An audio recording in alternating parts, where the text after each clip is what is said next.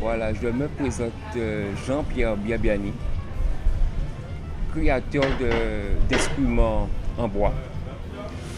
Je suis aujourd'hui là venu pour montrer le savoir-faire du bois, surtout pour valoriser aussi notre patrimoine. Montrer que bon, avec un peu, on peut faire beaucoup. Et aussi un clin d'œil à la route du Rhum, dont, dont les petites œuvres que j'ai pu mettre en place, les petits voiliers avec les petites bouteilles, l'encre, je dirais, qui symbolise l'ancrage même de notre savoir, de notre culture, de notre richesse. Je dirais pour la bouteille, déjà dans un premier temps, 2 ans de travail, parce qu'il faut déjà l'abattre. Il fallait abattre l'arbre, le laisser en mode pause, et puis pour revenir là-dessus.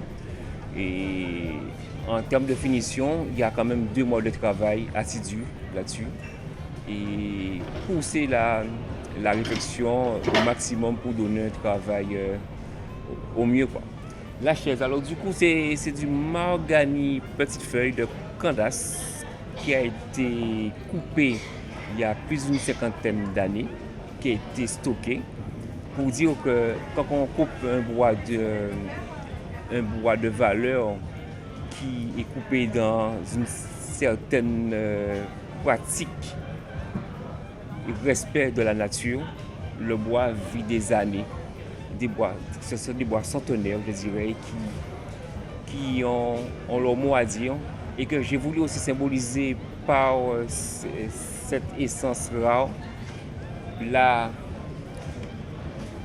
la clé de sol, d'accord, qui symbolise la musique et surtout notre goka, le tambour, notre patrimoine.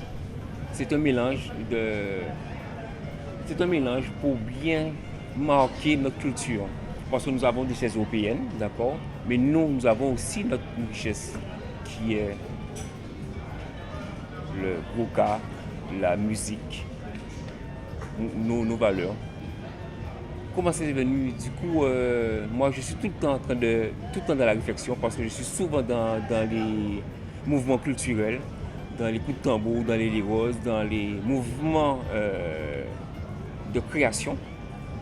Je me suis dit pourquoi pas faire une chaise qui rappellerait justement, qui marquerait le coup qui est la musique, qui est le goka, le culturel. C'est un mélange d'expression, de comportement, de tout ce que je vois autour, quoi. C'est la résultante justement d'un mouvement, d'un grand mouvement qui est autour de moi. Un complément, oui, c'est sûr, mais ça reste quand même une, une sous-inspiration. Ça me permet aussi d'être dans une phase d'équilibre parce que le bois à la base, c'est un être vivant. La nature même nous remet à notre place. Sans nature, on n'est rien. Et puis, c'est juste un juste milieu. Un juste milieu, un équilibre. Il y a beaucoup de bébés qui fusent là dans le ventre là et ça prendra le temps mais ça sortira. Je suis pas la personne qui va faire les choses pour les faire, mais ce sera le moment T. Quand ce sera le moment T, ça sortira et puis ça marquera, je suppose une fois de plus, le temps